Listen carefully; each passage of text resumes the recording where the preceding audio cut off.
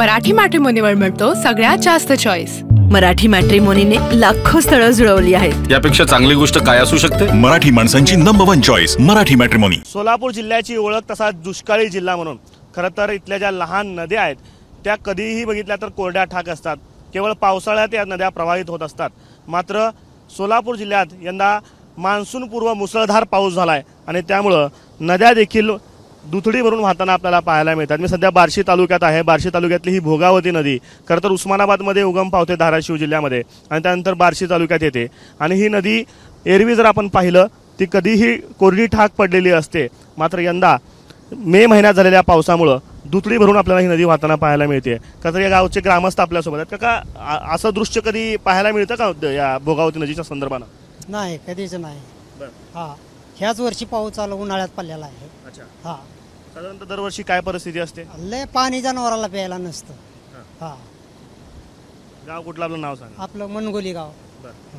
आत्ताची पाण्याची काय परिस्थिती आहे गावामध्ये? आता सध्या हे पाऊस चालू झाल्यापासून पाणी आहे। अच्छा, हां। तर नदी अशी प्रभावित बघून डोळ्याला समाधान पण वाटत असेल कधी कधी, पण गावात पाणी शिरल्यानंतर मग ते पुन्हा नुकसान पण झालेलं असेल आता? हा, नुकसान होते ना, झालंच नुकसान आता सध्या। अच्छा, हां। आणखी काही ग्रामस्थ आहेत, खरं तर तळवळ गावातले ग्रामस्थ पण आहेत।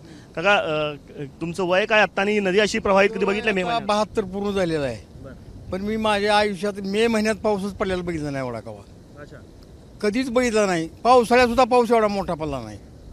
इतकं मोठं पाऊस आणि नुकसान आता जिथं आंबं वगैरे आहेत, आता आम्ही आंबं उतरायला चालू आहे। आता चिखलात आंबच उतरायला नाही, तर म्हणजे बाग नाही आमची, पण 25-25 झाडं आहेत अशी बांधाच्या कडेने लावलेली, पण आंबेच उतरायला नाहीत अजून।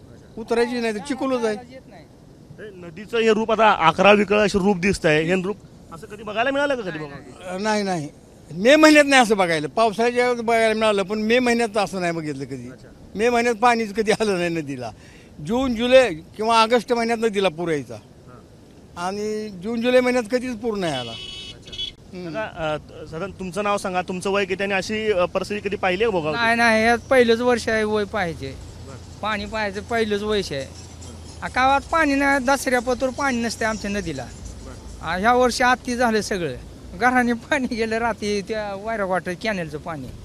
हां, घरात पण पाणी शिरलं सगळं?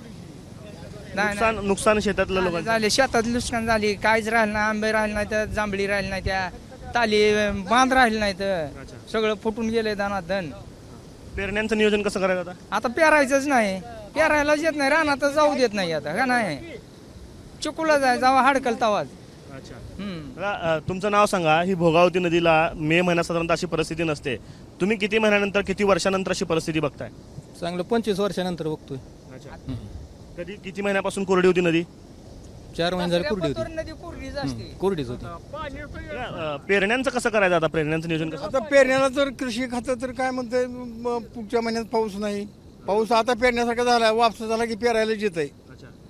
पण चांगलं राहणार, महिना दम काढणार, पण पुन्हा नाही पाऊस पडल्यावर। ही काय वळीव पाऊस आहे सगळा। किती दिवस सलग पाऊस होता गावात?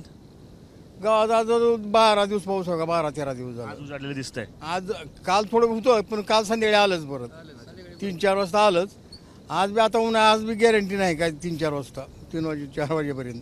तर बार्शी तालुक्यातला वैराग जो भाग आहे त्या वैराग भागातलं तडवळ, मनगोळी अशी गावं नदीच्या किनारी आहेत आणि या सगळ्या गावातली सगळी परिस्थिती धाराशिव जिल्ह्यातनं वाहणारी ही भोगावती नदी आहे जी बार्शी तालुक्यात पुढे येते। खरं तर दुष्काळी जिल्हा जो आहे तो सोलापूरला म्हटला जातो। मात्र मागच्या काही वर्षांपासून खरं तर कोरोनानंतर पाऊस जो आहे तो सोलापूर जिल्ह्यात देखील पाहायला मिळतोय। मात्र मे महिन्यात अशा पद्धतीनं पाऊस पडण्याची पहिलीच वेळ आहे आणि महिन्यामध्ये अशा पद्धतीनं भोगावती नदी जी एरवी कोरडी ठाक असते त्या नदीला दुथडी भरून नदी वाहताना आपल्याला पाहायला मिळते। 11 वेगळं रूप जे नदीचं आपल्याला या ठिकाणी पाहायला मिळते। खरं तर शेतकऱ्यांसाठी नदी प्रवाहित होणं हे कधीही आनंददायी मानलं जातं, मात्र ज्या पद्धतीनं पाऊस झाला आहे ते पाहता अनेक शेतकऱ्यांचं मोठं नुकसान बार्शी तालुक्यात झालेलं आपल्याला पाहायला मिळतं। कॅमेरा पर्सन विपाल दिसा, आफ्ताब शेख, एबीपी माझा, वैराग, सोलापूर। एबीपी माझा, उघडा डोळे बघा नीट।